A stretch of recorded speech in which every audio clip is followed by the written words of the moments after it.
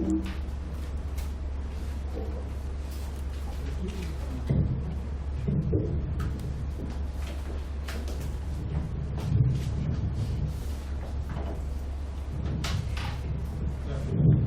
방금 초대받은 카이스트 전산학부 이동만입니다. 제가 이거를 시작하다가 생각한 게 2016년 1년 내내 여기 2017년까지 저희들 학교에 있는 여러 교수님들과 또 일부 하는 과정에서 여기 또 패널로 참여하시는 구동훈 기자님하고 그렇게 해서 만나게 된 계기가 있고요.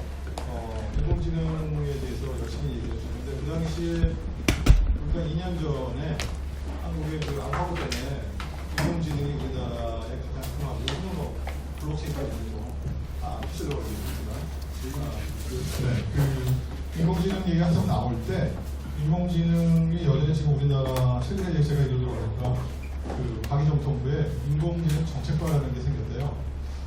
그래서 중국이 너무 인공지능 부주 생기고 그러니까 겁을 먹었나 인공지능 정책과에서 뭘 하는가 궁금하게 됐는데 제가 한 사무관이 그걸 옮겨가서 얘기를 들어보니까 산업하고 뭐 무슨 거 연결해서 근데 과연 인공지능이라는 부분들이 그렇게 그 어떤 특정 집단의 산업체나 정부나 이런 데서 드라이브하는 형태로 가는 게 맞는가 저희는 사실 우려가 많이 됐어요.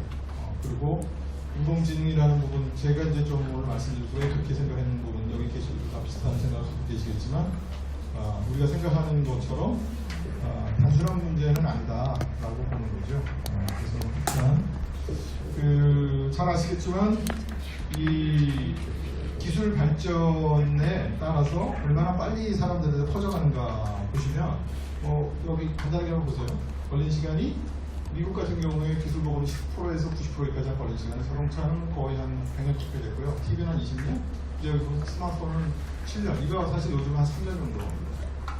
근데 여기까지 나온 거는 자동차, TV, 인터넷 중간에 있어요. 인터넷도 한 15년 정도 걸렸어요. 1995년에서부터 우리가 막 붐업한 게 2000년도였잖아요.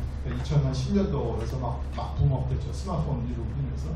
그러면 한 15년 걸렸어요. 근데 이 앞에 있던 기술, TV 같은 경우는 조금 다른 얘기지만 좀 일반적입니다. 뭔가 상호작용을 해야 되는 부분, 자동차도 상호작용, TV는 별로 상호작용이 안 돼서 바보 손자로 인터넷 같은 경우도 상당히 상호작용을 해야 돼요. 컴퓨터에 뭘 넣고 뭘 치고 막 해야 돼요. 그 경우에 여러분들 하겠지만 거기는 갈립니다. 이걸 배운 사람과 안 배운 사람 완벽하게 해야 돼요. 그리고 배우려고 하면 돈이 들고 시간이 듭니다. 그래서 벽이 항상 있어요. 그래서 옛날에 인터넷 할 때 옛날에 경제적인 디바이드 얘기하면서 디지털 디바이드 얘기했죠. 왜냐하면 인터넷을 하면 인터넷에 인터넷맨, 컴맨 이런 소리가 나옵니다. 근데 오늘날에 들어서 스마트폰 맨이라는 소리고 스마트폰 학원 다닌다는 분 계신가요? 초기 단계 약간 있었어요. 노인들을 위해서 시청이나 이런 얘기를 했지만 왜? 다 다른 건 여기는 새로운 거 물론 이건 변화시키는 거지만 TV, 인터넷 세상에 없던 것들이었어요. 스마트폰 세상에 없던 거지만 여러분들 생각해 보시면 스마트폰이 확 된 게 아이폰인데 아이폰보다 더 먼저 나왔어요. 스티브 잡스가 아이폰 만들 때 2년 전에 빌 게이츠가 마이크로소프트에서 그러니까 스마트폰을 만들었었어요. 윈도우 폰이요. 근데 그건 어떻게 했냐면 여러분들이 매일매일 쓰고 계시는 PC에 완전 손안에 추적 버전이었어요. 그러니까 본인이 얘기했던 예전에 그 당시 인터넷을 자기 접근하면서 인포메이션 앳 피nger-tips라는 것처럼 자기가 보는 PC 인바라운드 손안에 듣는 거예요. 그러면 전 세계의 한 20% 미만의 사람들만 위한 거였어요. 근데 왜 스티브 잡스는 반대로 갔을까요? 더 똑똑한 거죠. 안타깝게도. 빨리 세상을 떠나서 그러긴 하지만 전 세계 인구의 90% 이상은 PC 없이 생활하는 사람들이고 전화기는 다 들고 있는 사람들. 그래서 그게 뭔가의 단초라고 저는 생각했냐면 이게 4차 산업혁명 얘기도 많이 하지만 4차 산업혁명의 저는 핵심은 결국은 기술이 사람들을 이제 선도하는 게 아니라 여기 배워서 돈 들는 게 아니라 기술이 사람을 보기 시작한다고 저는 생각해요. 그렇기 때문에 빅데이터, AI, 클라우드 이런 것들이 다 중요하다고 보는 거예요.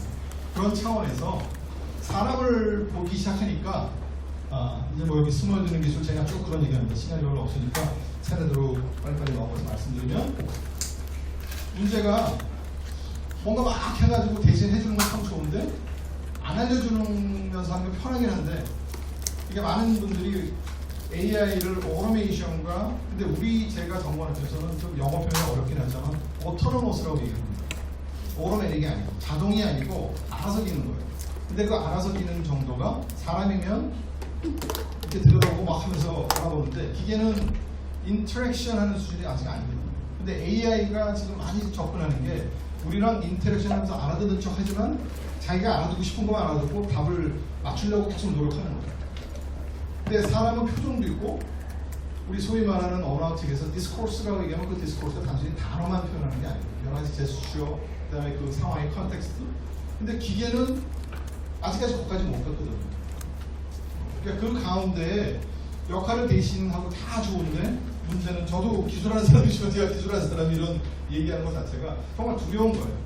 저는 개인적으로 현재 뭐 논문만을 생각하고 연구만을 생각하면 데이터 많이 모아서 사람들한테 어떻게 만족하는데 그래도 저는 굉장히 중요한 게 그 사이에 한 부분 아까도 말씀드렸지만 인터액션 한다는 거 서로 대화한다는 거 상호작용이라는 말이 거기에 중요한 거는 양 상호작용하는 대상들 간에 맥락이 공유되지 않으면 우리가 대화가 안 되잖아요. 우리가 보통 사람하고 대화할 때 한참동안 대화가 안 된다고 하는 거는 내가 하는 맥락을 이해를 못하기 때문에 계속 딴소리하기 때문에 대화가 안 된다고. 그러면 결국 맥락을 이해를 해서 정말 우리가 생각하는 AI의 극단적인 부분에 세상을 바라본다고 치면 그게 무슨 의미일까?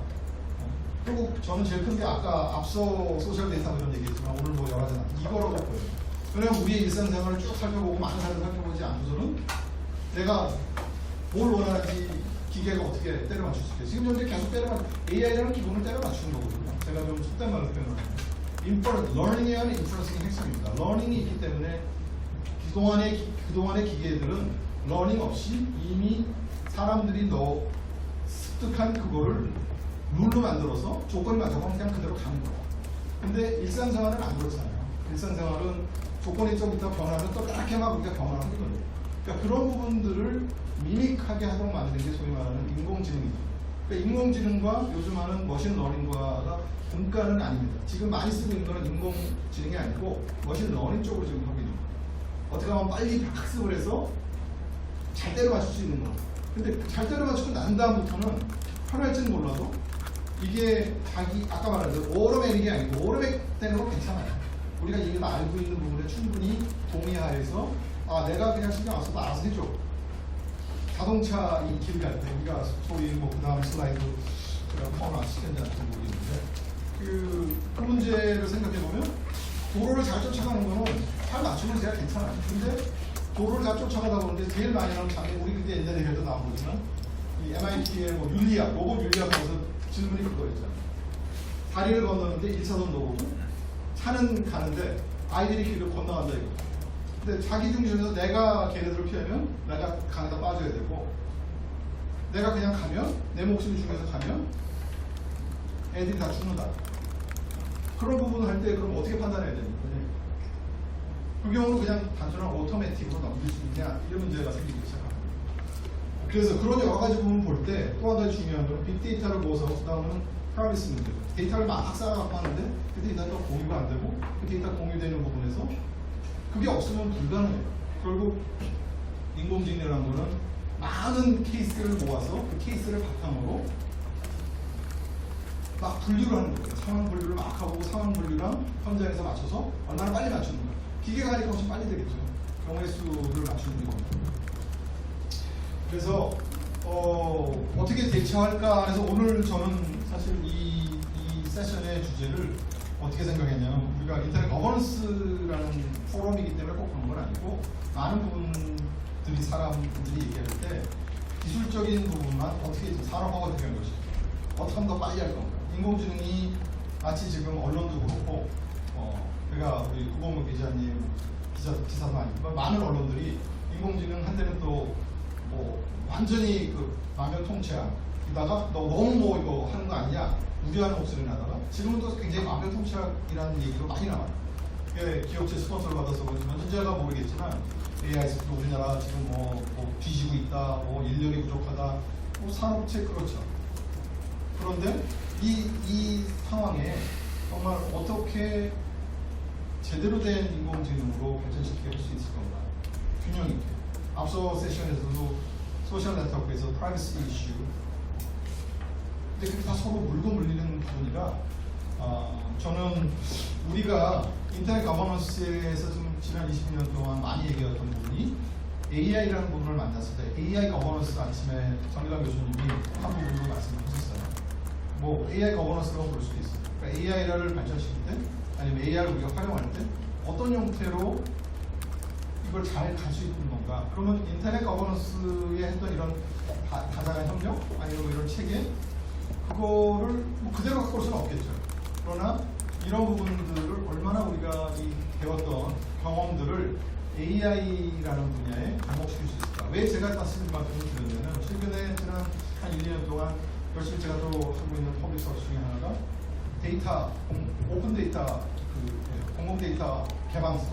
그러니까 일반 뭐 산업 데이터를 포함해서. 근데 공공 데이터 좀 쉬우니까 공공 데이터의 개방성 부분도 제가 보니까 여전히 정부가 여러분들 여기 중에 몇 분이나 서울인지 모르겠어요. 서울시 데이터나 국토부 데이터 굉장히 많습니다.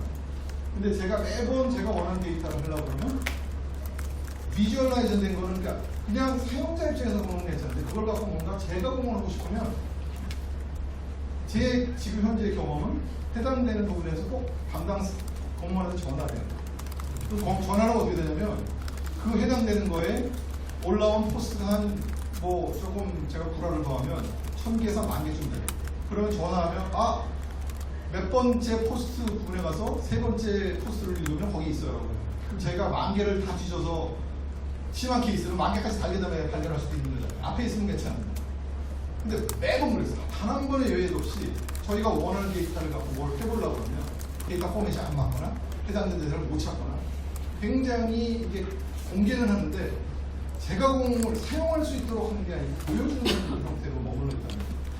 그러니까 이게 무슨 얘기냐면 공개한다는 주체에서 쓰는 사람과 여러 그 관련된 사람들의 합의에 의한 뭔가 이렇게 참여에 의한 걸 했으면 그렇게 안 됐을 것 같아요. 근데 일단은 보여줘야 된다니까 공개하는 거에 막 집중하고 주는 사람이 뭐 나는 공개 많이 했으니까 니들이 알았었어. 이거는 아니라는 거예요. 그래서 제가 그쪽에 하는 활동에 참여하면서 인터넷 거버넌스에서 좀 경험이 굉장히 도움이 많이 됐고 그쪽 분들에게도 그런 부분들이 얘기할 수 있는 기회가 참 좋았어요. 그래서 여기도 비슷하지 않을까 하는 차원에서 제가 이런 발제를 드렸습니다.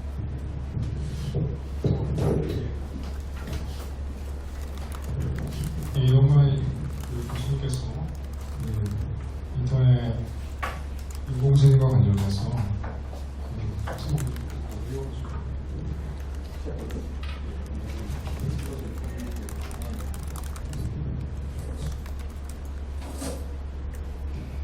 그러면은 제가 사실 이제 이 반체 자료를 가지고 오늘 패널 참석하려고 하셨던 분께서 패널 참석하려고 하셨던 분께서 이제 반박문을 보내주셨기 때문에 제가 그것을 읽고서 기본적인 반박을 하고 그러면 이제 그 다음에서 패널 분께서 발제 자료에 코멘트 주시는 식으로 진행을 하겠습니다.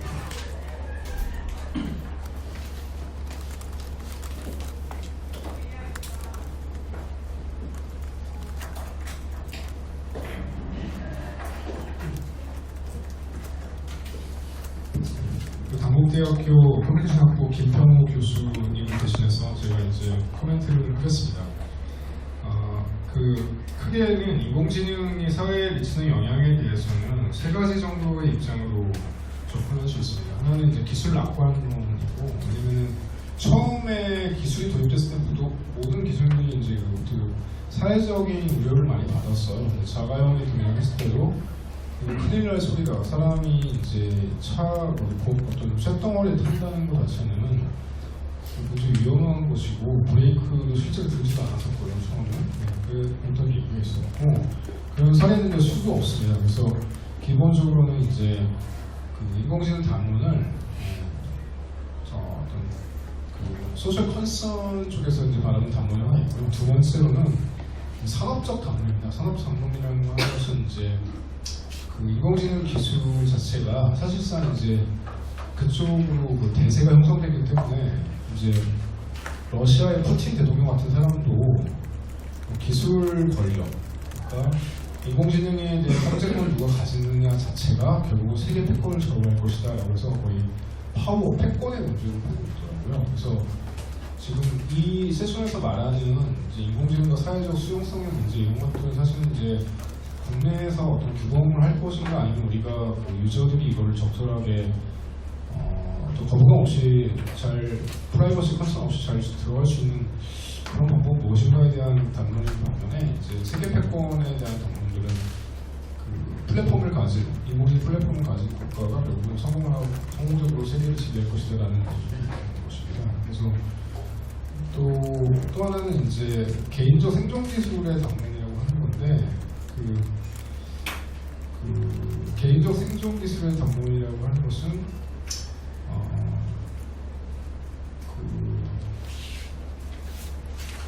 그러니까 번화화 시대에 능동적 대처하려면 인공지능을 원하든 원하지 않던 간에 일단 수용을 해서 우리가 같이 끌고 가야 된다 이런. 근데 이 세 가지 그 관점 가운데 미디어에서 나오는 이제 외신 같은 경우는 인공지능에 대해서 컨선이 좀 많이 있는 것 같고요. 또 두 번째로는 혁신적인 것들 있잖아요. 지금 사이언스 리저 우리가 3년 전 기사 보면은 그 페이스 리커그니션 테크놀로지가 이렇게까지 발전했을 때 놀랍다는 기사들이 나와서 지금 벌써 옛날 얘기가 되어버렸던 것이고 이런 식의 담론들이 많이 분리될 수 있습니다. 코멘트가 이제 대안인데 대안이 이제 두 가지입니다. 하나는 이제 인공지능 연구 규범.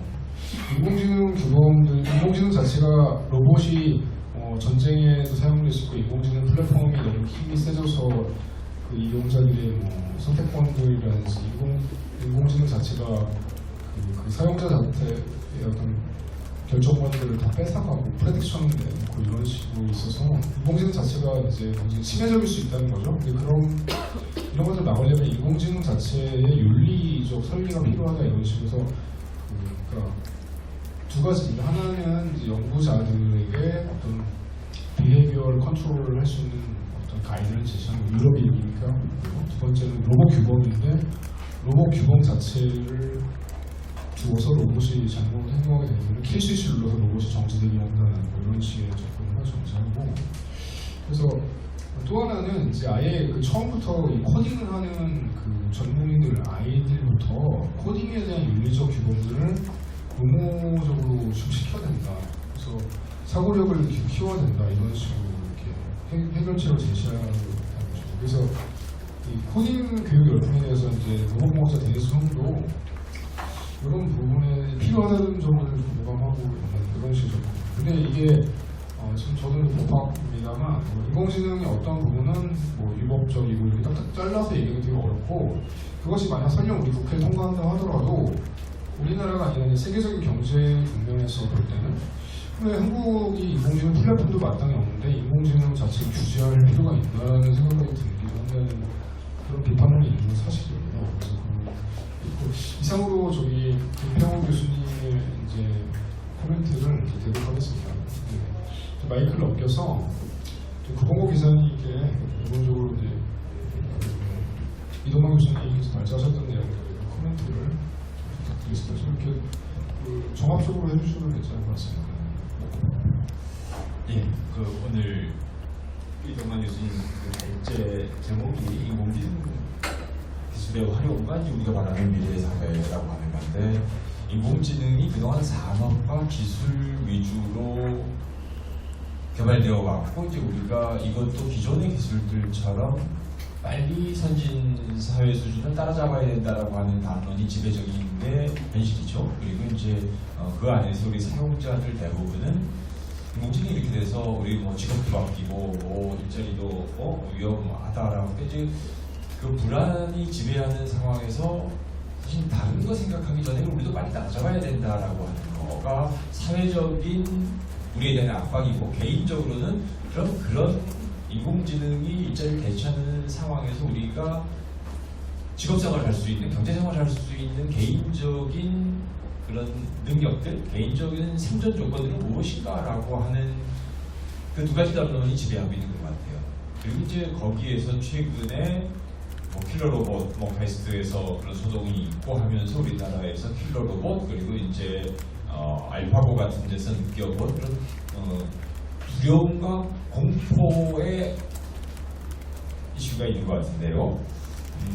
저는 지금 이제 이동관 교수님이 아까 그 기술의 뭐 보급 속도, 페네트레이션에서 스마트폰이 지금 뭐 한 3년, 7년 만에 이렇게 급속하게 퍼지게 된 특성으로 아이폰이 기존의 무슨 그런 MS식의 윈도우 폰의 방법이 아닌 새로운 컴퓨터를 쓰지 않는 사람들을 대상으로 한 새로운 범용적 UI를 채택했다. 그래서 이제 보급이 확산됐다라고 하는 건데, 이제 거기서는 어떤 걸 지적하고 싶냐면요.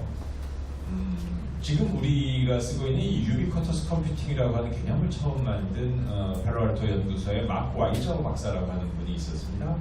그분이 유비쿼터스 컴퓨팅을 이렇게 고안하면서 했던 설명이 그거예요. 기술이 고도로 발전하면 숨어버린다 라고 하는 거를 이제 사실 우리 유비쿼터스 컴퓨팅을 생각할 때 그렇게 얘기할 수 있죠. 더 이상 뭐 어디에 기술이 존재하는지 우리가 의식하지 않은 상태로 기술을 쓰는데, 그것의 가장 고도화된 형태, 뭐 가장은 아니지만 우리가 가장 친근하게 만나고 있는 형태가 스마트폰이었던 것 같아요. 더 이상 사용법을 배울 필요 없이 다 숨어버린 아주 직관적인 상태의 도구였기 때문에 우리가 이렇게 단기간 안에 넓은 범용성을 갖게 된 게 바로 그 진화한 기술이 갖는 보이지 않는 숨어버리는 기술의 속성인데, 지금 스마트폰에서 한 발 더 나아간 지금 우리가 만나고 있는 인공지능 기술이 아마 마크 와이저가 그런 유비쿼터스 컴퓨터를 했을 때 이런까지 생각하지 못했을 텐데 가장 숨어버린 기술, 비가시적 기술이 돼버린 거. 그래서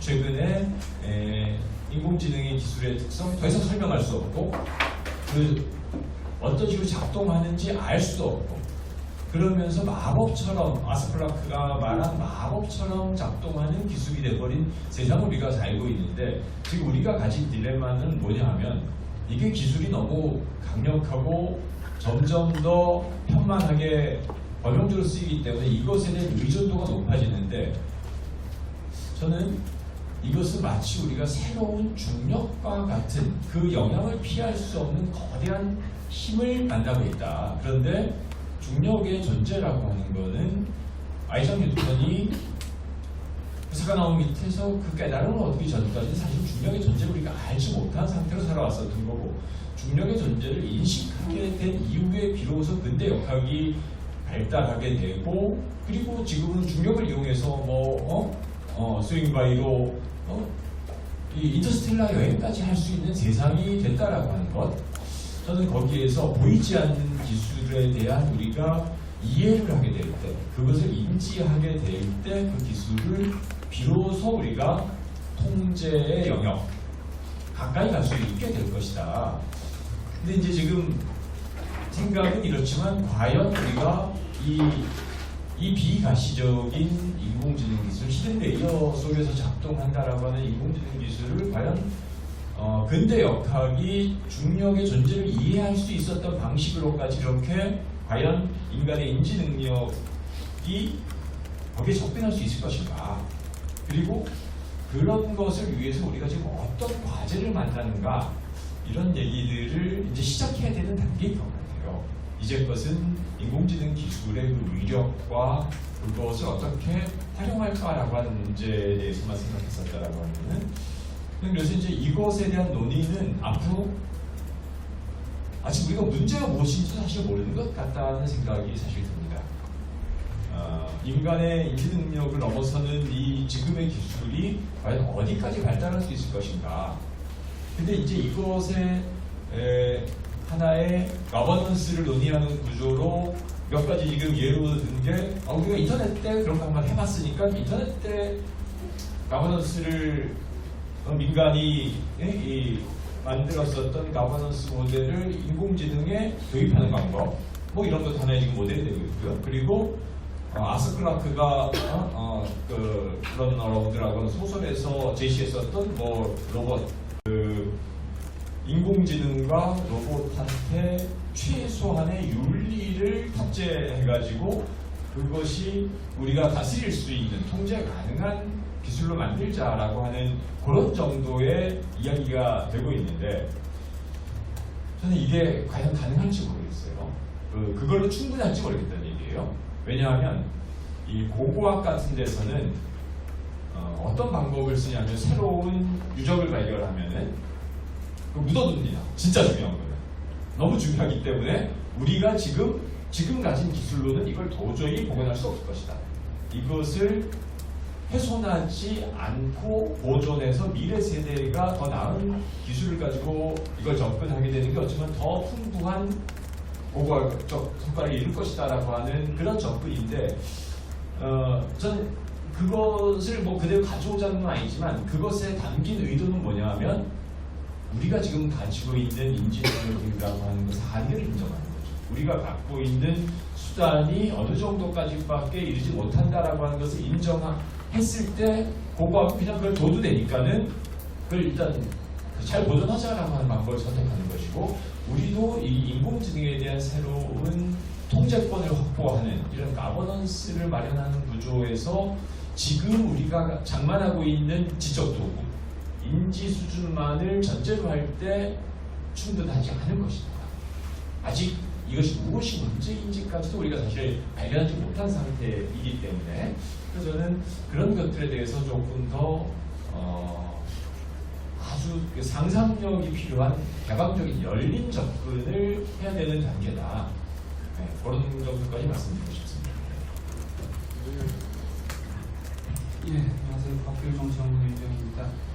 오늘 이동관 교수님 그 발표문은 어저께 받아보고 잘 읽었고 오늘 아주 짧아서 아쉽긴 했지만 잘 들었습니다.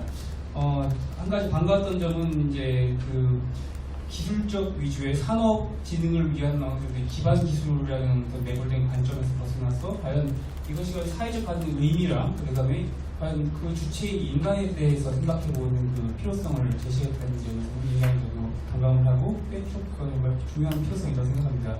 아까 처음에 그 코멘트를 하셨던 김평 교수님이 그랬다고 한 것처럼 사실 한국 사회에서 인공지능 담론이 구상하는 건 4차 산업혁명의 의제 담론 형성과 같이 맞물려 돌아가고 있는데 결국 거기에는 해외에서 이미 그러니까 프랑스 슈왑의 4차 산업혁명 선언 이후에 주요 선진국을 토대로 계속 발전되고 있는 그 4차 산업혁명의 흐름 속에서 우리가 직면하고 있는 문제가 어떤 거에 대해서는 충분한 고민 없이 다분히 어떤 신성장 동력 차원에서 4차 산업의 담론에 대한 주장 제기됐고 거기에 대한 핵심 기반 기술로서 인공지능이 됐기 때문에 이에 대한 철학적인 논의와 이거에 대한 사회적 파급력 그리고 향후의 교육이라든지 여러 가지 그 사회적인 그 분야에 대한 범용성과 적용성에 대한 심각한 논의는 굉장히 진작에 이루어지지 못했다. 그런 의미에서 지금이라도 지금 한창 계속 확산되고 있지만 기술과 인간의 공존이라는 구조에서 논의가 될 필요가 있다는 것은 굉장히 시적이라고 생각을 하고 있습니다. 그리고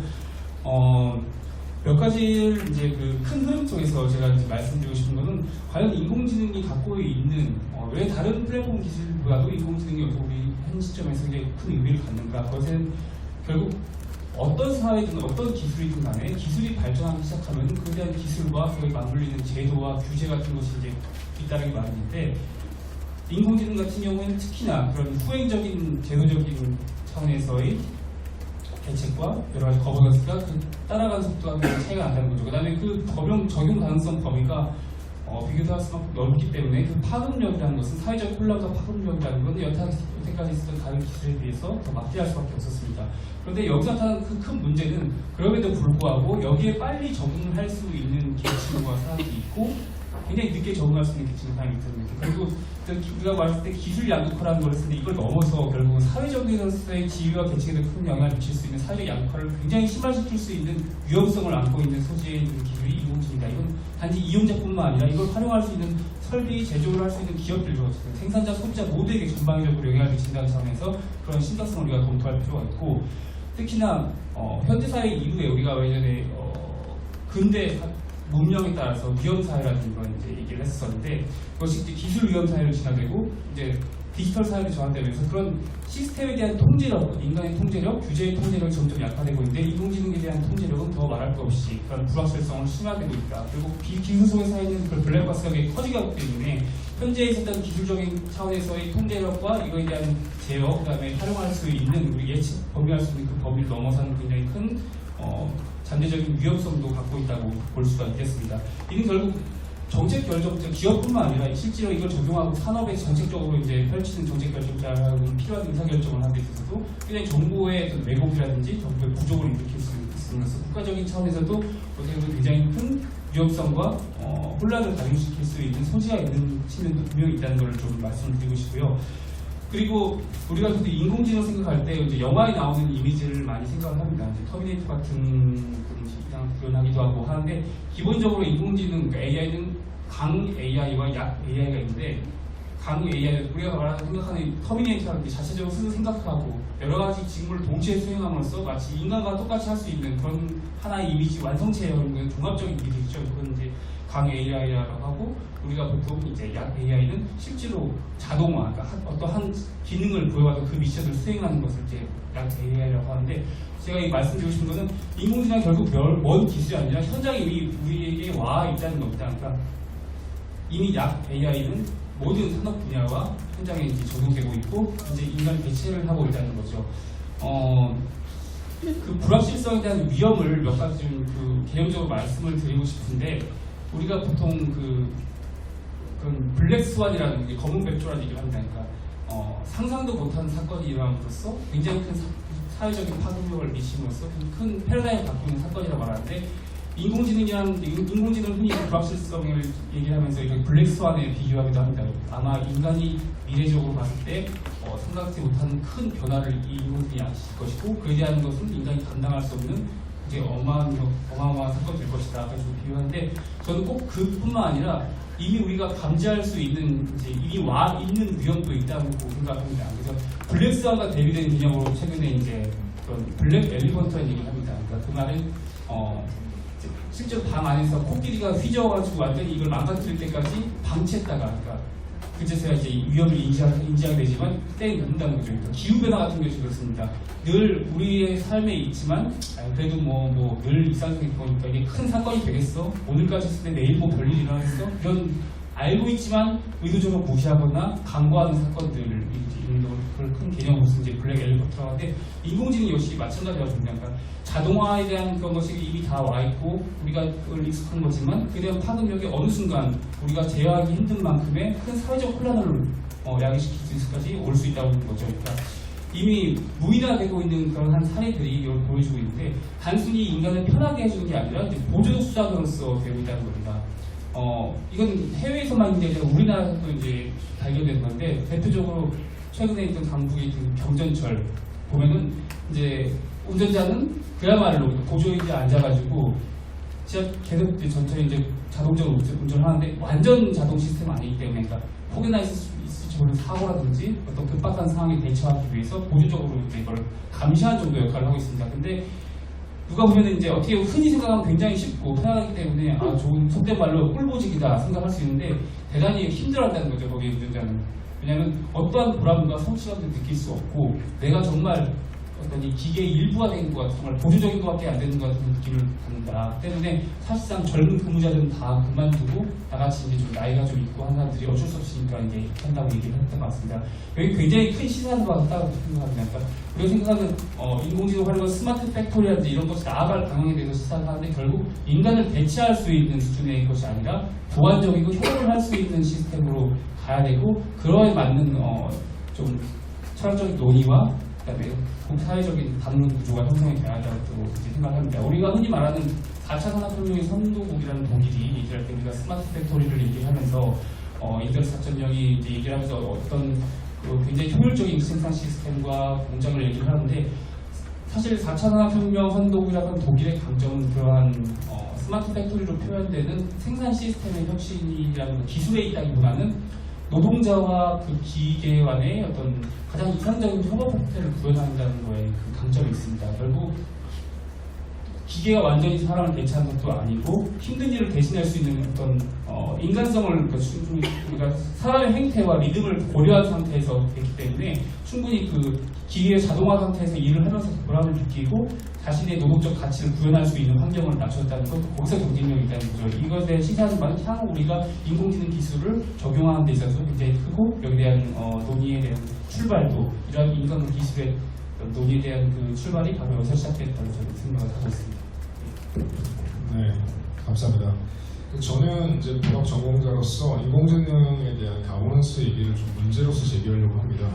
그로건 기자님께서 말씀하셨던 것처럼 우리가 지금 인공지능 얘기할 때 우리가 생각하는 인공지능 그 말하는 순간 이미 더 다른 것이 나오고 우리가 지금 이거를 좀 대상을 좀 제대로 보고 있는 게 맞나라는 의문이 들고 속도가 좀 빠르고 자꾸 외형이 넓어지는 경향이 좀 있고 그리고 뭐 경제적, 사회적, 정치적 딱 나누기 너무 복합적인 게 많아요. 근데 저는 그걸 다 다루지 못할 것 같고요. 그리고 흔히 이제 많이 회자되던 인공지능의 출현이면은 뭐 일자리 사라질 것이다 이런 강제적 접근에 대해서 좀 그다지 뭐 아는 바가 없고 제가 좀 말씀드리려고 하는 것은 AI 가버넌스를 좀 축소해서 컴퓨터 알고리즘을 사용한 실제로 적용되는 인공지능을 가지고 있는 AI 플랫폼 기업들만 얘기를 하려고 해요. 그래서 알고리즘 다시 말씀드리면 AI 플랫폼을 가진 거대 기업들이 구글, 뭐 페이스북, 마이크로소프트 이런 회사들인데, 그러니까 컴퓨터 알고리즘 자체가 실제로 가까이 와 있고 여러분들이 갖고 있는 품 안에 품고 있는 스마트폰 안에 이미 엄청난 인공지능이 들어있고 우리가 오늘 여기 도착하는 사이에도 알고리즘에 의해서 우리가 여기 인도되는 것들이 많아요. GPS 시스템부터 해가지고 그래서 저는 노르마티브 어프로치가 제 몫이라고 생각하고 제가 AI 가버넌스와 인공지능 가버넌스라는 책도 이제 다다음부터 나오기 때문에 제 플랫폼 같은 거 좀 말씀드릴게요. 그러니까 새로운 기술과는 아주 문제가 무엇이면 노르마티브하게 접근해 드리겠습니다. 첫 번째는 인공지능 자체가 우리가 볼 때는 디지털 서비스라고만 생각을 하는데 제가 볼 때는 제도 속으로 들어오고 있다는 건데 제도라고 한다는 것은 되게 다양하게 규정이 가능한데 그냥 통상적인 의미로 제도라고 한다면은 어떤 절정한 절차를 거쳐서 어떤 권한 있는 사람이 그걸 판단을 하고 그 사람에게 적절한 어떤 사회적인 반응을 해주는 그것이 이제 제도고 제도 속에는 결혼도 있지만 재판도 있고 의료 시스템도 있고 여러 가지 제도가 있습니다. 제도와 밀접한 것은 결국은 권한 있는 사람이 존재한다는 거예요. 근데 그 권한 있는 사람에 의한 절차적 판단들을 데이터 축적에 의한 어떤 어토메이티브 프로텍션으로 바뀌고 있다는 거죠.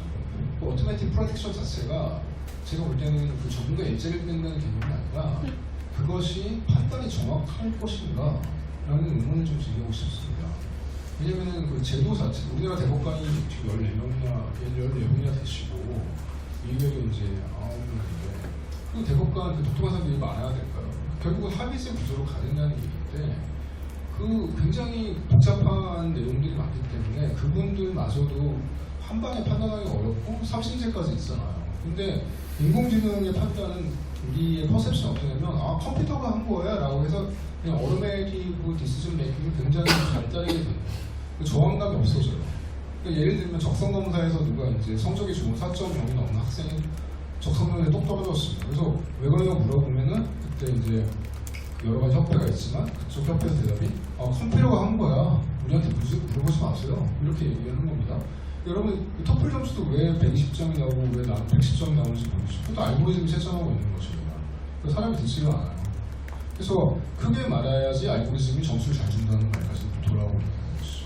그러니까 결국은 취직이라는 그런 식 프로세스 알고리즘이 이미 인터뷰까지도 하고 있고 첫 번째 스크리닝을 알고리즘이 하고 있고 사실 이제 로스쿨이나 메디컬 스쿨 같은 경우는 알고리즘이 옛날부터 하고 있었던 것이죠. 거기 통과하지 못하면 세컨 라운드 가지 못합니다. 롯데 같은 기업들은 지금 이제 AI로 취직 인터뷰까지 한다는 식으로 오히려 자기들이 어드밴스된 기업이라는 광고까지 하고 있죠. 근데 제가 오늘 제기하고 싶은 것은 그렇게 자동화된 판단을 내놓는 것이 결국 데이터의 결합인데요. 축적된 인사 데이터들을 가지고 그 바탕으로 했을 때 이런 새로운 지원자가 왔을 때 이 사람은 우리 회사에 와서 일을 잘했고 문제 일으키지 않은 어떤 데이터셋에 부합해라고 하면 이 사람 좋은 점 준다는 겁니다. 근데 그렇지 않고 사고를 쳤거나 퇴사했던 사람의 데이터셋에 부합하면 이 사람은 점수를 잘 못 받게 되는 그런 식의 근데 그 새로운 어플리컨트는 사실은 그 예전 데이터랑 별 상관이 없거든요.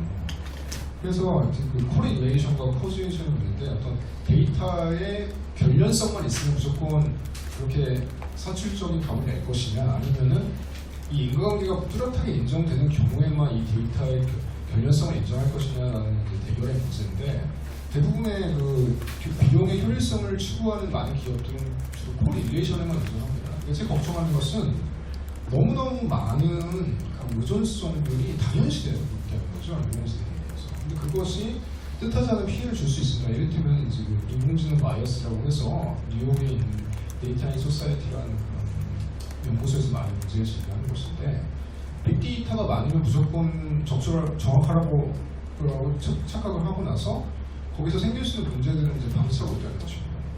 근데 이때가 구글 알고리즘 예를 들면은 거기 아까 스웨인이라고 하는 이제 미국 하버드 교수가 흑인이 검색할 때는 광고 계속 흑인을 위한 광고가 뜨는 거예요. 뭐 흑인이 전과자 기록을 지워드릴까 이런 것들. 근데 어떤 굉장히 남자 백인이 검색할 때는 좀 잡 광고가 많이 뜹니다. 굉장히 그 알고리즘이 판단을 잘하고 있는 것이죠, 구글 입장에서. 근데 그 이용자 입장에서는 왜 나한테는 정보가 편향돼서 올까라는 의문을 가질 수 있는 것이고, 결국은 그 흑인 여자분은 그 자기한테 적절한 잡광고가 잘 안 나타나기 때문에 잡 찬스가 줄을 수밖에 없습니다. 하나 더 있는데, 그 인공지능 이제 법제도에 들어와가지고 미국 같은 경우는 이제 그 프로베이션 시스템에 패거 시스템이 있어가지고 가석방을 해줄까 말까를 위원회를 열어요. 여러분 뭐 쇼생크 탈출 보셨겠지만 그런 위원회를 열립니다. 근데 그럴 때 인공지능이 그 개입해서 이 사람을 얼마큼 더 부류시킬 것인가 아니면 석방하실까 결정합니다. 근데 거기 데이터를 추적해봤더니 세상에 그 흑인 여자는 그 경범죄만 저지르는 분들이 더 많이 부류가 됐고요. 백인 남자는 강도를 저지르고 또 아주 강력 전과도 2건이나 있는데 오히려 위험성이 낮게 평가됐다는 것이죠. 이게 이제 흑백 문제가 심각한 미국 같은 경우는 굉장히 큰 문제가 되죠. 우리나라 같은 경우는 지역차별의 문제가 될 수 있겠고, 삼성도 이제 인공지능에 의해서 인사평가를 한다고 하는데 결국은 뭐죠? 이병철 시대 때부터 쭉 축적된 데이터를 놓고 나서 그걸 리플렉트해서 이 사람을 판단하게 되는 것이죠. 그런 경우에는 설계자가 잘못일까요? 데이터베이스가 잘못일까요? 아니면 데이터베이스 구성을 이룬 그 판단이 잘못된 걸까요? 이런 문제가 있는 것이죠. 근데 그걸 누가 문제를 제기할 수 있는 절차가 있을까요? 없다는 것이죠. 그래서 제가 말씀드린 거고, 그 다음으로는 이제 컨트롤의 문제인데, 그 스탠포드 AI 100라는 프로젝트가 있습니다. 거기 보면은 그 마이크로소프트가 많이 후원하는 것도 있는데, 거기 담당자가 뭐라고 하냐면 인공지능의 현재 수준은 지적 수준은 거의 상식적으로는 그 5살짜리, 7살짜리 불과한 이런 얘기를 했어요. 결국은 이제 아까 교수님께서 트롤리 딜레마 말씀하셨는데, 순간적으로 사람이 좀 적게 다치는 쪽으로 핸들 틀어야지 맞는데, 인공지능은 어떻게 하겠냐?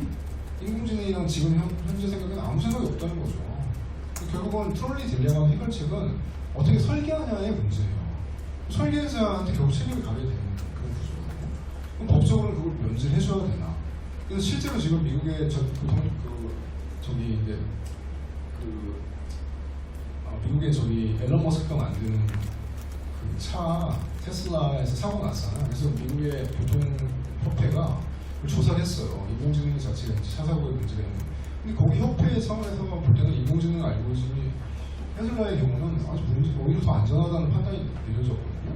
근데 그렇기 때문에 트롤리 문제는 실제로는 그 미국 교통안전협회의 판단이 아니라 트롤리 문제는 사실은 벌써 다 지나간 거라고, 이미 극복된 문제라고 얘기가 나오고 있는데, 그 자율주행차는 사실 데이터가 많고 시험도 많이 했기 때문에 그걸 차치하고 나서도 우리가 이제 상식적으로 아니면 소셜 그 요금의 그 적합한 것들을 인공지능이 할 수 있는 거죠. 이를테면 인공지능이 여기 있어. 근데 나 배고파 그러면 인공지능이 가서 단백질 찾다가 지나가는 에어컨을 잡을 수가 있거든요.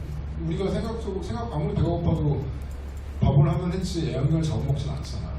근데 인공지능은 그런 생각이 없다. 그래서 그 영화 스탠리 큐브릭에 나오는 스탠리 큐브릭 감독이 만든 영화 하울에 보면은 거기 유명한 대사가 있잖아요.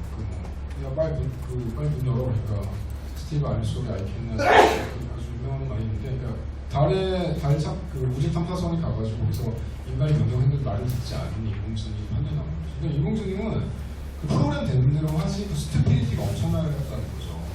결국은 이제 인공지능이 가진 그 어떤 우두남을 극복하려면은 굉장히 설계를 잘해야 되는데 우리는 알고 있죠.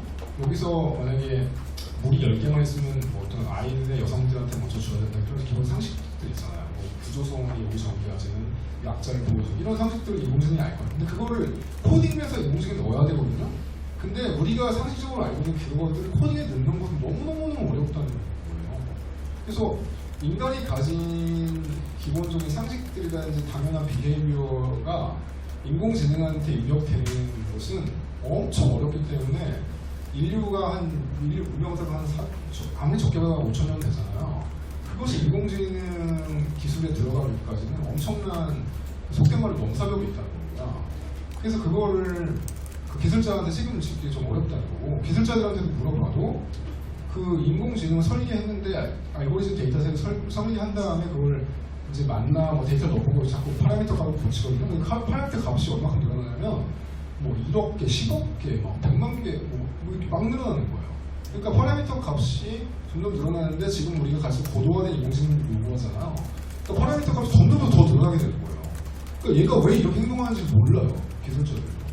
그러니까 그런 걸 솔직히 이제 페이페이웨이라는 스탠퍼드 교수도 고백을 하고 그러고 있기 때문에, 그래서 인공지능이 고도화될수록 점점 더 사회적 상식이라든지 윤리적 규범이라든지 어떤 적정한 합리적인 판단이라든지 예절이라든지 이런 것들을 지킬 수 없는 가능성이 늘어나게 되는 그걸 얘기하고 싶고, 또 하나는 이제 인공지능이 하는 블랙박스 같다는 건데, 제가 얘기하는 것은 이제 그 알고리즘, 여러분 주식 투자해보면은 내가 투자하려고 했을 때 이미 알고리즘이 프로그램 얘기라고 하잖아요. 그게 알고리즘입니다. 그러니까 이미 알고리즘 우리한테 들어가 있는 거죠. 근데 그것이 어떤 거대한 투자사들이 운영하는 알고리즘을 프로그램 매매가 되기 때문에 개인이 못 따라갑니다. 근데 그런 경우에 그 알고리즘 어떻게 움직이는지에 대한 어카운터빌리티를 우리는 알 수가 없습니다. 그래서 이제 알고리즘은 이제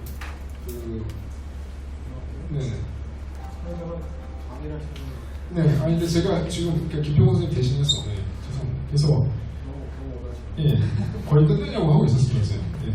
그래서 블랙박스 알고리즘의 문제가 있는데, 그 거대 플랫폼을 가진 기업들이 가지는 문제들을 이걸 누가 들어보다 보려고 해도 공개하지 않습니다. 그게 바로 트레이드 스크린의 문제예요. 윤모현 변호사님 이제 영업비밀 얘기 잘 아시겠지만 영업비밀이 공개되지 않아요. 근데 영업비밀을 알고리즘으로서 보호하기 때문에 평범한 일반인들이 문제를 제기하기 거의 불가능한 상황이 되는 거예요.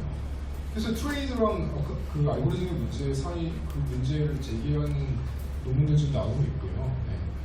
그래서 이제 그 해결 방안은 뭐 설명 가능한 인공지능 AI 얘기 나오고 있는데, 이것이 이제 과연 실현될까? 그리고 뭐 요즘 거기 구봉 기자님도 아실로머 원칙도 언급하셨었는데, 인공지능 설계자들이 아실로머 원칙을 따르면 될까요? 이런 것들. 저는 그 문제만 제기했는데 저의 문제에 대해서 좀 반박을 좀 해주셨으면 좋겠습니다.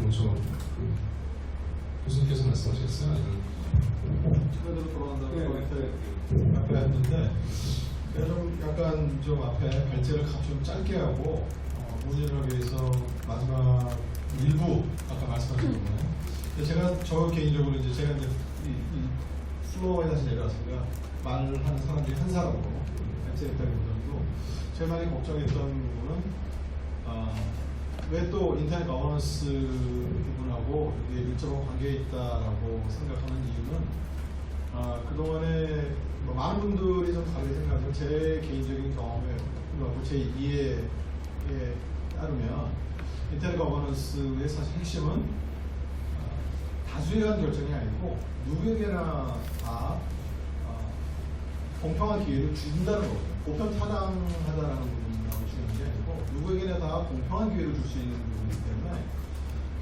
보통 대부분의 경우 그 다수에 의해서 움직이는데, 여러분은 잘 아시겠지만 인공지능이 우리 생활 속에 스며들면서 나타나는 모든 대다수 현상은 다수에 의해서 여러분들의 그 아까 말한 뭐 강한 인공지능도 여전히 약한 인공지능이야 뭐 아주 보편타당한 거니까 우리가 문 있으면 문 열리는 것 같은 거야 뭐 이게 뭐가 되든 상관없죠. 근데 제가 거기에 또 잠깐 옆에 사이드 들어가서 저희의 개인적인 경험을 해보면, 저희 그 실험 환경 매일매일 쓰는 그 세미나를 해서 실험 환경을 다 구축했어요. 그래서 사람이 문 열고 들어오면 다 켜기가 했거든요. 근데 잠깐 사이에 그 리셉션이 딱 생긴 게 뭐냐면 학생들이 혼자 쓰라는 경우 대부분 불을 꺼버려요. 왜 그러나 자기가 개인적인 전화하는데 가서 불이 다 켜이면 거기서 숨어 있는지 다 알게 되거든. 그러니까 너무나 싫은 거야. 그러니까 들어가자마자 도시를 다 꺼버려요. 그러니까 그런 보편 타당하다라고 생각하는 부분도 가만히 들여다보면 아닌 경우가 많이 보인다는 거죠. 근데 지금 대다수의 인공지능을 이끌고 있는 기업들은 그 보편 타당하다는 이유로 다수의 부분으로 여러분 한번 보세요. 아마존이나 이런 거 있을 때 아마존에 온라인 쇼핑 가보면 우리 옵션을 아직까지 거기까지 안 갔는데 왜 안 했는지 잘 모르겠지만 가보면 뭘 하나 닥치면 여러분과 당신과 비슷한 사람이 이렇게 쫙 했어요 라고 쫙 같은 되거든.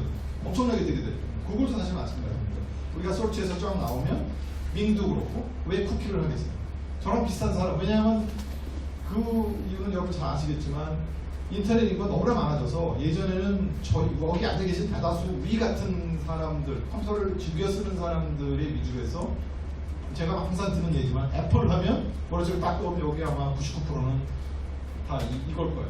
근데 이거로 넘어오고 난 다음부터는 여러분 우리와 같지 않은 사람들보다 훨씬 몇 배나 많다는 거예요. 그 사람들에게 애플 하면 이게 아니죠. 한 번도 들어본 적도 없었어요. 스티브 잡스가 누군지도 모르고요. 애플 컴퓨터를 특히 이거는 우리같이 매니악 같은 사람만 쓰지 일반 사람들 거의 안 쓴다. 그러니까 사과로 그냥 딱 나오길 기대하는데 그러다 보니까 이제 타겟팅을 자꾸 하기 시작해요.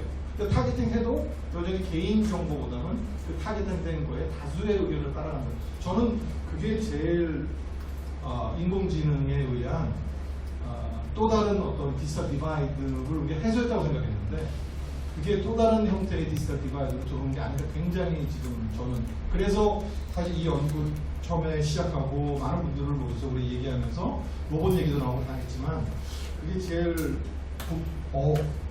사실 걱정됐던 부분이고 그래서 제가 마지막에 이 부분은 제가 설명을 안 했는데 각자 개인 주체로서도 어떤 주권의식이 많이 반영이 되고 기업도 그런 부분을 귀를 기울여야 되는데 지금은 기업이 서비스를 주면서 개인의 그런 주도권들을 다 지금 공짜로 가져가고 마음대로 주죠.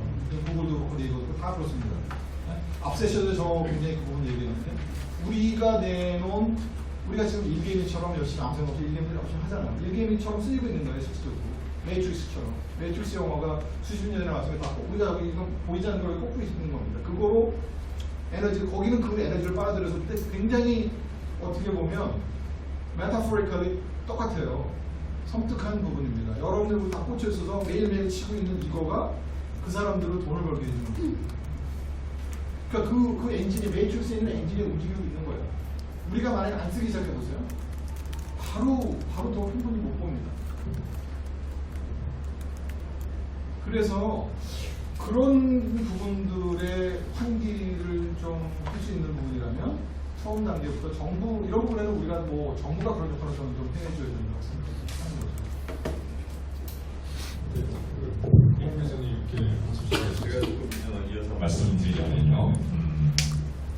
지금 우리가 이제 AI의 가버넌스가 필요하다는 얘기까지는 동의가 되는 것 같아요. 그동안은 AI라고 하는 것이 뭐 로봇 기술이건 이 자동화 기술이건 간에 이게 상업화를 주된 동력으로 삼아가지고 개발돼 왔었던 거죠. 뭐 구글이 어떤 식의 플랫폼을 만들던 뭐 애플이 어떤 식의 플랫폼을 만들건 그건 이제 그건 기업들의 자율적인 판단이고 소비자들의 선택의 영역이라고 다른 디바이스와 기술과 생각했는데 그거 가지고 안 된다 라고 하는 것들에 대한 합의가 그건 충분히 만들어져 있는 것 같아요. AI의 이런 여러 가지 범용성과 영향에 대해서. 근데 그러면은 그 AI에 대한 가버넌스를 어떻게 만들어야 되는가에 대한 논의 단계로 이제 가는 것 같은데 그것이 왜 필요한지 당위는 이제 더 논의할 필요가 없는데 근데 지금 이동훈 교수께서 우리가 그 인터넷 가버넌스를 만들던 거를 한번 그 준용을 해보자라고 하면서 인터넷 가버넌스의 특징은 다수결이 아니라 모든 사람이 참여할 수 있는 게 기본 원칙이다. 이게 멀티 스테이크홀더의 개념을 가지고 이제 우리가 이런 식의 가버넌스 포럼을 하고 있는 건데 이제 이것의 전제가 누구나 참여할 수 있고 개방되어 있는 거지만 누가 참여하느냐 하면 결국 여기에 대한 문해력이, 이해력이 있는 사람과 관심이 있는 사람과 그리고 그런 것들을 투입할 수 있는 자원이 있는 사람들이 결국 참여하는 게 되고, 그게 원하지 않았지만 일종의 다수결처럼 자원을 많이 가진 사람들의 의견이 많이 반영되는 다수결의 결과적인 행태를 사실 갖게 됩니다. 그래서 이거를 그냥 자, 누구든지 오셔서 이 열린 자리에서 다 같이 참여하시고 의견을 내시고 하십시오라고 하는 게 형식적으로는 문제가 없지만 결과적으로는 상당히 여전히 편향된 어떤 저희들을 나올 수 있다. 그래서 저는 이런 논의를 만드는 데 앞서서 먼저 전제 조건들이 있어야 될 것 같다. 이 기술에 대해서, 이 문제의 속성에 대해서 이해를 해야지만 사실 그 다음에 참여를 할 수 있는 거고, 뭔가 나도 투표권을 다오라는 식의 주장을 할 수 있는 것인데, 이게 그동안은 무척 어려운 영역이었다고 생각합니다. 왜냐하면 우리가 그 시민들 의무 교육을 통해 가지고 사람들한테 시민권을 부여하고 투표권을 부여하는 것까지는 국가의 의무라고 생각을 해서 제대로 된 시민으로 자라날 수 있도록 우리가 그 시티즌십을 함양을 하는 교육이 기본, 이 의무 교육의 기본 과정입니다.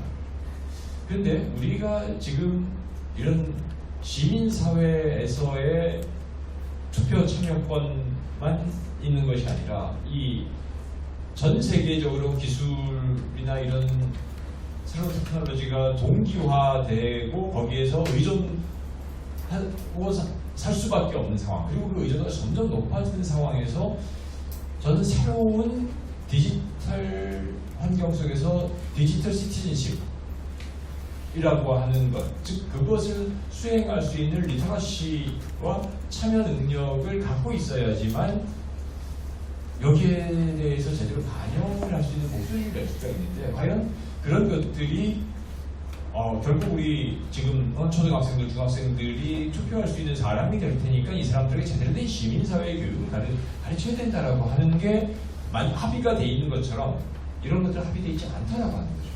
결국은 아무리 이런 장을 펼쳐놔도 결국은 기술자 위주, 그리고 이걸 가지고 사업하는 사업가 위주, 그리고 이제 여기에 대해서 어떤 식의 저기를 할까 하는 정부, 이런 전문가들 위주의 마당이 될 수밖에 없을 것이다. 개헌 논의를 했는데 그런 아주 소수의 기득권자들만 참여하는 것이고, 우리 사회의 다수를 이루고 있는 어떤 특정한 계층들의 대표는 아무도 그 논의 마당에 나올 수 없는 거예요. 무식성이 떨어져가지고.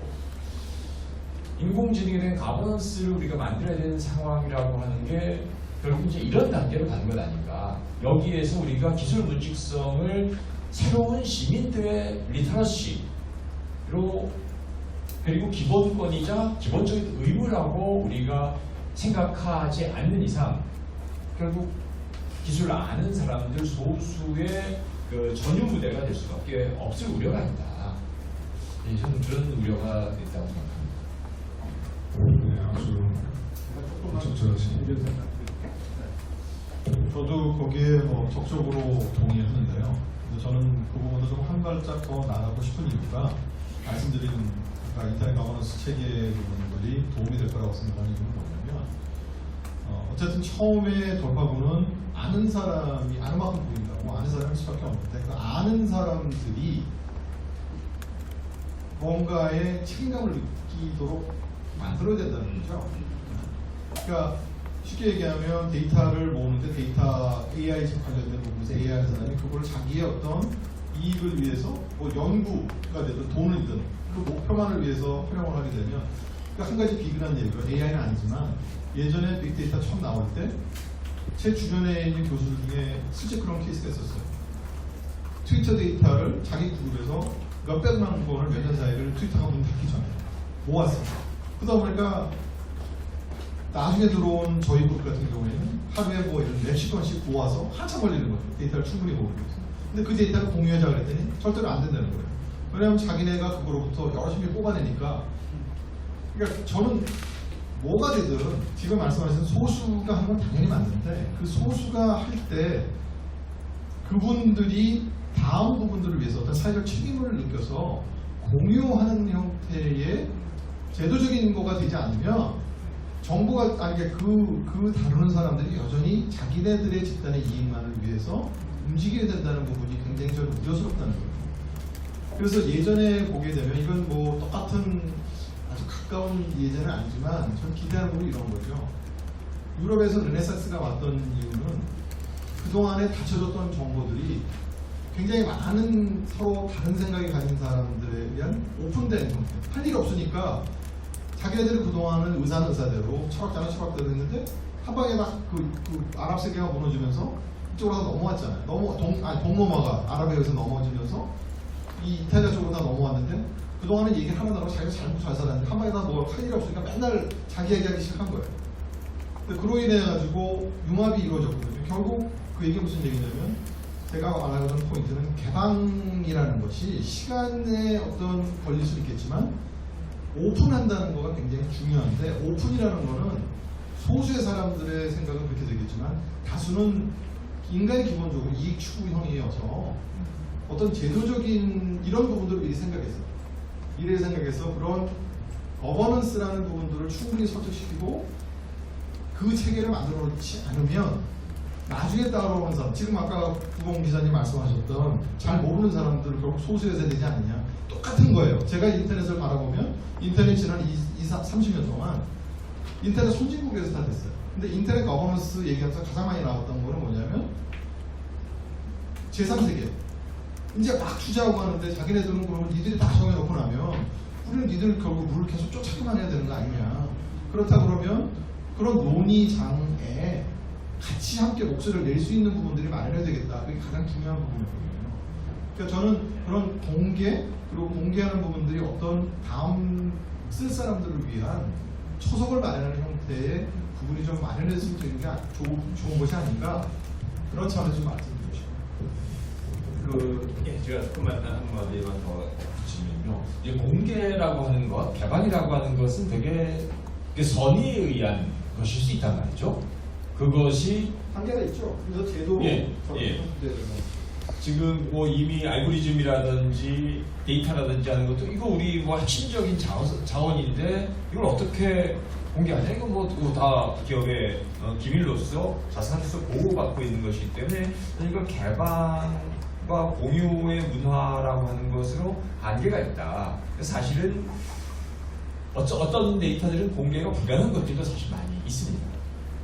저는 그래서 공개라고 하는 것, 개방이라고 하는 것이 선의에 의해서 이루어지는 하나의 좋은 문화라고 하면 그것과 별개로 일종의 그 의무식의 뭐가 필요한데 접근권이라고 하는 거라서 그런 점에서 접근권과 투명성이라고 하는 것이 반드시 필요하다. 개방이라고 하는 게 선의로 할 수도 있고 안 할 수도 있는 것이라고 하면은 중대한 영향을 끼치는 것들에 있어서는 그것에 관련된 이해 당사자들이 반드시 접근할 수 있어야 되고 그리고 이제 그것이 투명해야지만 투명성이 보장돼야지만 그게 공개되는지 혹은 이게 접근해야만 되는 건데 접근이 차단되는 것인지에 대한 기본적인 판단이 가능하다라고 하는 점에서 저는 이제 그런 식의 이게 뭐 규제라면 규제일 수도 있지만 하나의 새로운 우리가 요구해야만 되는 하나의 당위이다. 기술이 이렇게 비가시적이 되고 그것에 대한 영향력을 우리가 판단하기 점점 어려워지는 상황이니만큼 누군가는 그것을 거기에 대해서 새로운 통찰이나 새로운 접근을 할 수 있으려면 거기 접근권이 보장되어야만 된다. 라는 이야기를 좀 드리고 싶습니다. 예, 결국은 그것이 인터넷 거버넌스가 되든 인공지능 기술에 사실 적용되는 관건은 결국 사회적 수용성에 대한 것을 얼마나 더 우리가 강화할 것인가의 문제라고 생각되는데 실제로 우리가 바로 직접적인 비교가 좀 약간 좀 과할 수도 있겠지만 우리가 지난번에 핵 발전소에 대해서 실제로 이것을 다시 재가동하는 폐기안에 따라서 처음에 그걸 논의의 장에 붙였을 때 이러한 전문적인 시스템에 대해서 일반적인 시민을 참여시키고 다양한 집단 의견을 듣는 과연 얼마나 의미가 있냐는 굉장한 사회적인 비판, 특히 전문가 집단에 대한 그런 비판이 있었는데 그럼에도 불구하고 시간이 비록 걸리긴 했지만 그에 대한 장점과 단점, 그다음에 취약성, 위험성에 대한 충분한 어느 정도의 논의가 이루어지면서 실제로 결과는 그 결과를 도출하는 과정과 결과를 봤을 때 비전문가 집단이라고 여겨졌던 시민사회와 그 당사자들이 반드시 비합리적인 결정을 내지는 않았다는 그런 그 과정 속에서 굉장히 의미를 두는 수 있는 거죠. 근데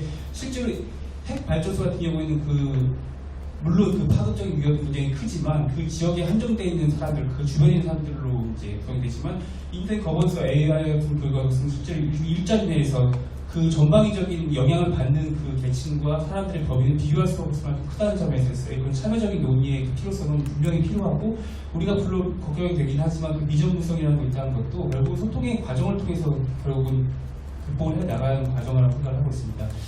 아까 제가 독일을 예를 들었었는데 4차 산업혁명 실제 독일 취재를 하면서 아르바이트 4.0이라는 하나의 그 국가의 제조업에 대한 전략 방향을 설정하고 이거에 대해서 기본법을 만들고 제도화하기 전까지 대략적으로 5년 정도의 시간이 걸렸다고 합니다. 그리고 그 과정에 있어서 사측과 노조 측과 일반적인 주변에 있는 생산에 관련된 여러 가지 이해 당사자들이 하나하나의 그런 중점적인 의제를 만들 때부터 계속 논의를 하면서 거기에 대해서 수정을 가하고 이해 당사자 의견을 수렴하면서 거쳐서 나온 게 바로 아르바이트 4.0이고 스마트 팩토리에 대해 근간이 되는 그런 기본법이라고 합니다. 그런데 어느 날 한 번 딱 그걸 내세워가지고 한 번에 나온 것이 아니라 사회적인 그런 공론화 과정과 이거에 대한 관습과 그다음에 이거의 습관화 그다음에 제도화가 하나하나 그 단계를 밟아갈 필요가 있고 이거에 대해서 그 국내에 또 제도적으로 시사하는 바가 크다고 생각을 하고 있습니다.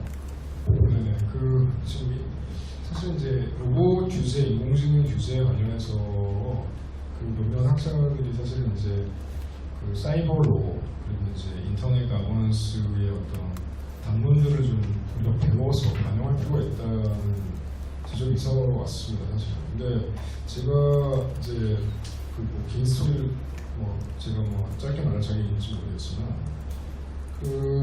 인터넷은 TCP/IP 자체가 기술자들에 의해서 그들이 정보를 공개하기도 하고 커뮤니케이션을 늘린다는 굉장히 순수한 기술자 정신에 의해서 많이 힘이 있고요. IT 기초해가지고 그리고 이제 데비 클라크가 얘기했던 기본적인 기술 커뮤니티 원칙들이 인터넷 원칙이 굉장히 큰 도움이 됐거든요. 인공지능 같은 경우는 이미 컴퓨터 알고리즘에서 플랫폼 싸움이 붙었고 그것들이 기본적으로 폐쇄적인 구조로 가고 있다는 게 큰 차이라고 생각을 합니다.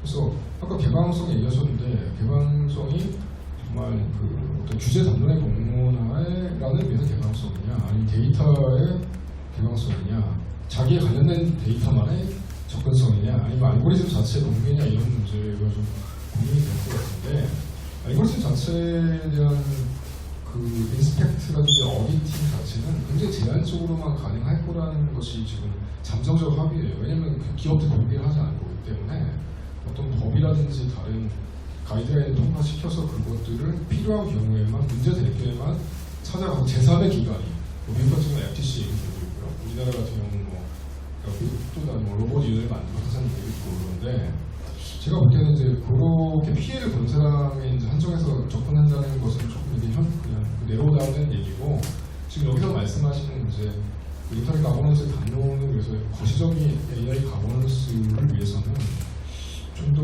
담론의 공론화를 위한 기술 문해력의 증가가 좀 필요하지 않나 싶은데 제가 좀 아쉬운 것은 이제 가끔씩 사실 사람들 주목을 끄는 것은 새로운 기술이 개발됐다, 이렇게 전쟁용 로봇이 나왔다 이런 지금 굉장히 사실은 실현될 수 있지만 약간 자극적인 기사들만 좀 있어서 AI가 사회에 미치는 거대한 영향력에 대한 어떤 분석적인 담론들 다수가 참여하는 부분은 좀 많이 부족하지 않나 싶거든요. 그래서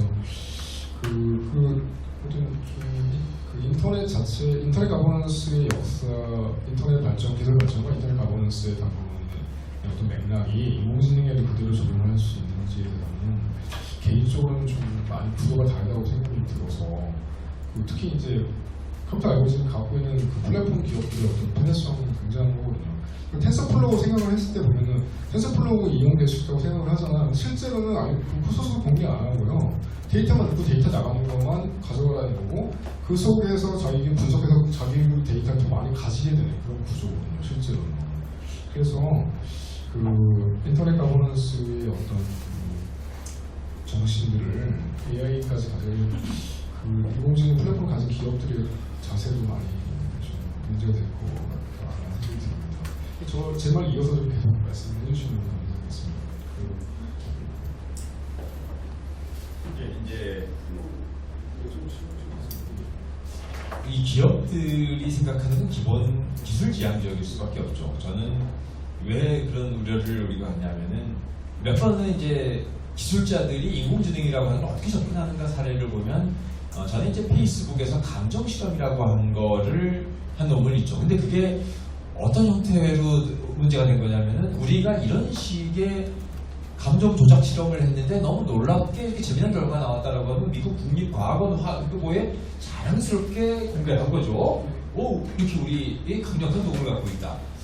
그리고 또 이제 근래 구글이 두 번의 재미난 에피소드라고 말할 수 있는데 구글 글래스를 구글 개발자들에 의해서 우리 이렇게 뛰어난 기술을 갖고 있다라고 자랑하듯이 홍보를 했고 지난 2달 전에 구글 I/O에서 이번에는 구글 듀플렉스라고 하는 뭐 사람 목소리를 거의 완벽하게 그 딜한 것까지도 완벽하게 흉내내는 기술을 공개했는데 그 글래스 때도 이번 듀플렉스 때도 구글이 그걸 홍보한 거는 우리는 이렇게 강력하고 인공지능과 무슨 최신 첨단 기술을 활용한 놀라운 도구를 갖고 있다라고 하는 것을 홍보하고 그 기술의 완성도만 자랑하지 그것이 끼칠 사회적 영향 이거는 사실 기술자들의 안중에 전혀 없었던 겁니다. 이제 그 I/O의 자리에서는 글래스 때도 듀플렉스 때도 개발자들이 모여서 똑같이 환호를 하지 와 하고 우리 사회가 모였었던 것 같은 우려를 절대 표시하지 않습니다.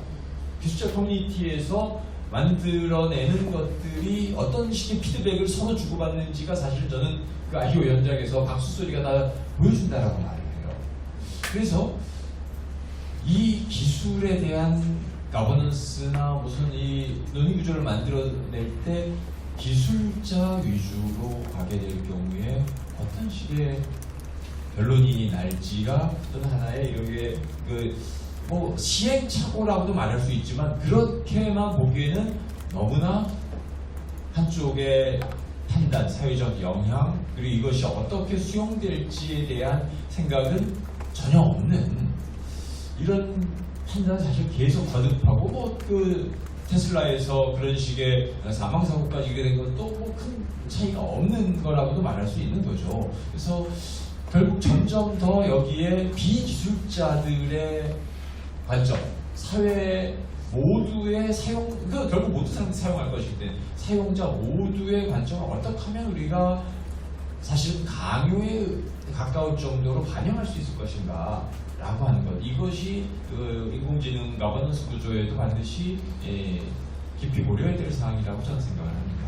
조은주 감사합니다. 지금 시간이 한 10분 남았기 때문에 플로우의 기회를 드릴 건데 이쪽 지금 이제 얘기 나온 거에 혹시 뭐 첨언하시거나 질문 있으신 분들은 그 첨언 손 들어서 이제 질문해 주시면 감사하겠습니다. 네,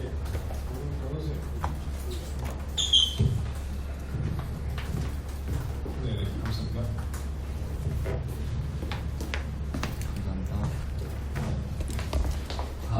네. 안녕하세요. 저는 베스핀 글로벌의 윤병호라고 합니다. 말씀해 주신 거 잘 들었고, 네 분 말씀 중에서 인공지능이라는 단어가 자주 언급되었는데, 저는 개인적으로 그러니까 연구실에 있을 때는 인공지능이라는 단어를 들어본 적이 없어요. 그래서 저는 인공지능은 허구 또는 마케팅적 용어라고 많이 생각을 합니다. 그럼 여기서 제가 드릴 질문 한 가지는 인공지능과 머신러닝의 차이점은 무엇일까요? 그냥 기술적으로 답변을 드리면 머신러닝은 사람이 배우는 부분을 배워가는 그 방법, 학습하는 방법을 수학적인 마덕을 만들어서 기계가 대신하게 해요. 학습하는 부분들은 말 그대로 기계 학습이죠. 기계가 학습하는 거니까 사람이 하는 거를 하되 기대하는 거는 기계가 하니까 우리가 보통 기계가 하는 거는 효율성이 높잖아요. 그걸 기대해서 학습하는 게 더 하는 거고, 우리가 보통 인공지능이라고 하는 거는 지능은 학습만 해서 하는 게 아니잖아요. 학습하는 이유가 뭐냐면 우리가 학교에서 공부 배우고 뭐 사회에서 배우는 이유는 뭔가 판단을 하기 위해서 그런 거잖아요. 배운 만큼 보인다, 아는 만큼 보인다, 그런 말처럼. 그러니까 인공지능은 다시 말해서 사람이 추론하는 것처럼 학습을 통해서 뭔가 자기 경험이나 뭔가 학습을 통해서 상황이 왔을 때 그거에서 판단하는 부분까지 말 그대로 아티피셜 인텔리전스니까 만들어진 인텔리전스죠. 지능인 거죠. 그러니까 그게 거기서 차이가 나요. 학습이라는 부분은 그거를 하기가 굉장히 중요한 요소인데 둘 다 똑같이 학습을 하는 게 아닌가요? 데이터 아니, 갖고 알고 그게 무슨 얘기냐면 그래서 무언가를 이제 프리딕션하는 거. 아니 그러니까 얘기를 들어보세요. 그러니까 학습이라는 부분은 그거를 이루기 위한 기술 요소지 AI 이퀄 머신 러닝이라고 하는 부분은 굉장히 그냥 일반적으로 우리가 사람들한테 그게 좀 오도한 부분이 있다는 얘기예요. 기술적으로 봤을 때는 머신 러닝은 그거의 한 부분일 뿐이에요. 질문 궁극적으로 다른 질문 있으시지 않으세요? 그 이유? 아, 이 이유예요? 네. 뭐 질문은 여러 가지 있는데 임정현 연구원님은 산업진흥이라는 단어를 쓰셨어요. 근데 저는 이 단어에 대해서 들어본 적이 없어서 일단 산업진흥이 뭔지 좀 궁금하고요.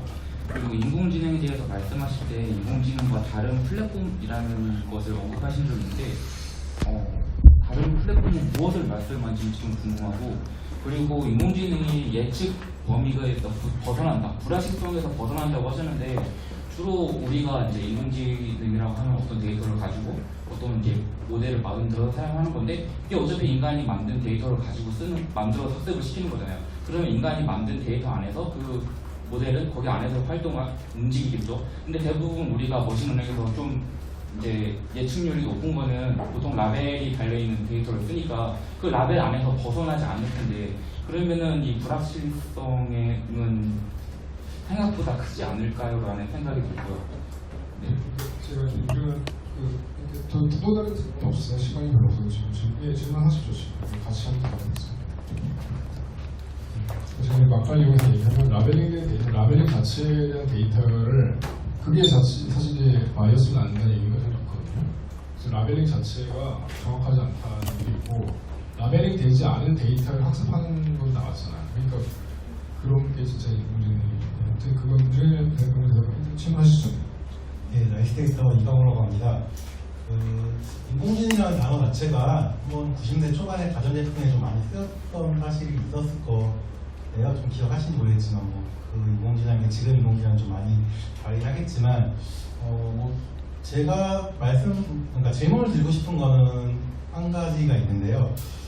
아까 말씀하셨던 인사 평가나 어떤 채용 관계에 대해서 인공지능이 사용되고 있고 이제 사용될 예정이 기업들이 다수 존재하는 걸로 알고 있는데요. 그 인공지능을 사용한 이유 자체가 인간의 실수를 최소한으로 억제하고 어떤 패턴화된 과정에 의해서 사람을 채용한다, 이런 목적에 의해서 도입이 되는 걸 생각이 되는데요. 인공지능에 대한 인공지능이 정말 바보같이 실수하는 경우 물론 생기겠죠. 근데 사람도 똑같이 실수를 합니다. 그러면 인공지능의 실수에 대해서는 왜 이렇게 어떻게 보면 좀 엄격할 정도로 판단을 해야 되는 건지, 사람의 실수도 마찬가지로 발생을 하고 있는데 그 부분에 대해서는 좀 어떻게 생각하시는지 좀 궁금합니다.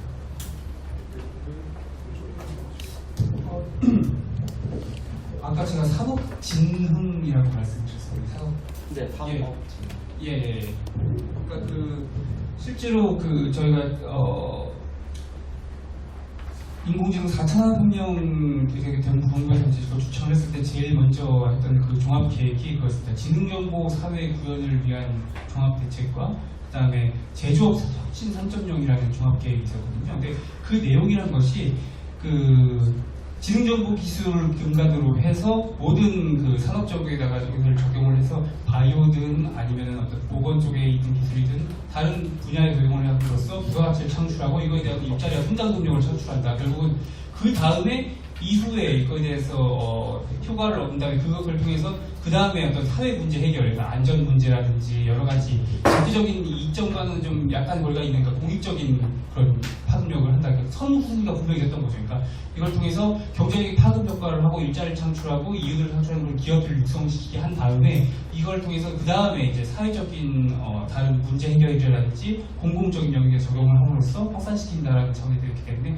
선산업진흥 후 사회 문제 해결이라는 것이 명확했거든요. 근데 이제 최근 그게 이제 지난번 정부까지 기조였고요. 근데 이번 정부 들어서는 4차 산업혁명 기본계획에서는 이제 큰 차이가 나타나는데 일단 주창사고로는 이런 사회 문제 해결과 산업 진흥을 동시에 추구한다는 것을 이제 정부는 뭐 주장하고 있습니다. 근데 그 실질적으로 얼마만큼 그 효용이 있고 실제로 가능할지에 대해서 또 다른 문제가 되는데 어쨌든 그런 흐름에 있어서 처음에 국내에서 들어왔던 그런 기조가 그런 차원에 있어서 산업 기술 우선적인 감독과 정책이 같다는 걸 먼저 말씀을 드렸던 겁니다.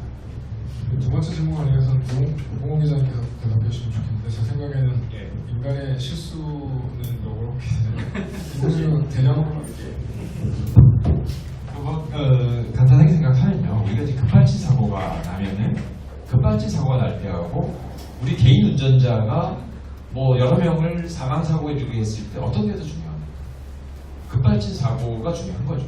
왜 그러냐면 그거는 우리가 원인을 모르기 때문에 대단히 두려운 것이고 통제가 불가능한 거죠. 그리고 원래 휴먼 에러라고 하는 것들이 많지만 통계적으로 하면은 뭐 1년에 교통사고를 1년에 100만 명이 죽습니다. 하지만 그렇다라고 해서 사람이 운전하는 것 대신에 야 지금 어쨌든 테슬라가 돌아가면은 그거보다 총 사고량이 줄 테니까 테슬라가 더 좋다라고 말할 수 있는 건 아니고 사람의 사고는 하나하나가 다 개별적이지만 기계가 일으키는 사고, 급발진 같은 원인이 모르니까 우리가 두려운 것이고 결국 우리가 통제할 수 없고 그것에 대한 우리가 뭐 미사일을 쏠 때, 그 우주선을 쏠 때 귀환시킬 방법을 마련하지 않고 보낼 수는 없는 거죠. 이제 그런 것처럼 이제 기술이라고 하는 것들은 우리가 통제할 수 있는 범위 안에서만 그걸 사용할 수 있는 건데 그것이 인간적이보다 그 효율성이 높다라고 하는 것만으로는 충분하지 않은 거가 바로 거기에 원인이 있다고 저는 생각합니다. 감사합니다. 지금 시간이 다르기 때문에 그 랩업을 해야 되는데 이동만 선생님께서 오늘 그 세션에 대해서 그 중요한 점들을 한번 해주시면 랩업을 하도록 하겠습니다. 네, 마이크를 잡았기 때문에 하고 싶은 얘기도 하면서 랩업을 하겠습니다. 아까 저 기술적인 질문을 하신 부분에 저도 뭐 이쪽을 일을 하고 있고 직업병 때문에 선생이기 때문에 뭔가 집에 들어왔을 때 답을 꼭 해야 되겠다는 그 타박한 점이 있어요. 그 부분은 양해해 주시면 좋겠고 그래서 아까 대다수 뭐 AI 하는 분이 슈퍼바이즈, 소위 말하는 슈퍼바이즈도 또 표현하고 슈퍼바이즈 러닝인데 슈퍼바이즈 러닝 기본 부분이요. 사람들이 지금 인공지능에서 그 방불하는 이유는 언슈퍼바이즈 러닝이 강해졌기 때문에 그렇거든요. 그 데이터 프로세싱하는 스피드가 이제 거의 다 제한을 안 받고 물론 옛날에 비해서 뭐 그렇다고 눈 깜짝하게 되는 건 아니에요. 옛날에 몇 년 걸릴 걸 지금 몇 달, 몇 주, 몇 시간에 할 수 있기 때문에 언슈퍼바이즈 러닝 부분들이 있는데 언슈퍼바이즈 러닝 부분들이 예측 불가능한 결과를 나타낼 수 있다는 우려가 있기 때문에 최근에 들어서 사람들이 작년부터 나왔던 얘기가 익스플레이너블 AI라는 얘기를 하기 시작하는 거예요. 그러니까 예를 들면 아까 저기 슬라이드 안에도 제가 했지만 알파고가 뭘 없는데 그건 사실 일부일 뿐이에요. 어떻게 그 방법을 했는지에 대해서 일일이 그 여러 레이아웃을 갖고 다 쫓아가지 않으면 왜 그 결론이 되는지 모르는 거예요. 근데 그 다음에 알파고 2 나왔을 때는 기보를 보지 않고 그냥 두면서 자기가 해서 대부분 다 이겨버렸어요. 그게 무슨 얘기냐면 사전 지식 없이 완전히 언슈퍼바이즈 러닝이 됐어요.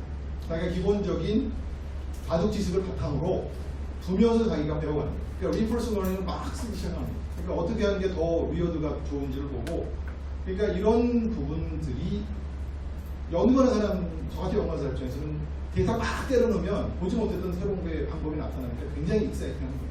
그러니까 연구하는 사람들은 이렇게 얘기해요. 근데 이거를 약간 일반 사회에 적용을 시키기 시작하면 그거가 만약에 우리가 하는 부분이 아까 매트리스가 얘기했지만 결정하는 거에 툴을 쓴다. 전혀 예상한, 우리가 생각지 않던 예상한 방식으로 득을리면 좋은데 실로 가기 시작하면 득이라는 건 항상 힐이 있잖아요. 제로섬 게임이니까 인간 사회에서. 근데 그쪽으로 하는 사람한테는 꼭 어떻게 우리가 제재하는 거예요. 사람이 하는 경우는 뭐 벌도 주고 뭐 하는데 이게 극단적인 부분에 어떤 굉장히 크리티컬 시츄에이션에 결정을 내려서 이걸 하게 되면 아까 제가 자율자동차 얘기한 것처럼 결정을 하게 했더니 그 부분을 이렇게 가장 확률상으로 높다. 그러면 기계 입장에서는 그게 높은 거죠. 그게 높은 거 자기 판단에서. 이게 그래서 저는 그거를 좀 그런 우려가 있다는 부분이고요. 저는 어쨌든 오늘 이렇게 지난 몇 년간 이 부분에 사회적인 담론으로 좀 됐으면 좋겠다는 부분으로 얘기를 시작했고, 지금 또 다시 이제 인공지능 부분들이 상업적으로 굉장히 중요하게 되는데, 저는 오늘 이 기회가 다시 한번 우리가 여러 스테이크홀더들이 인공지능이 어떻게 쓰는 게 좋은지에 대한 그런 담론을 다시 만들어 나갈 수 있는 계기가 됐으면 좋겠습니다.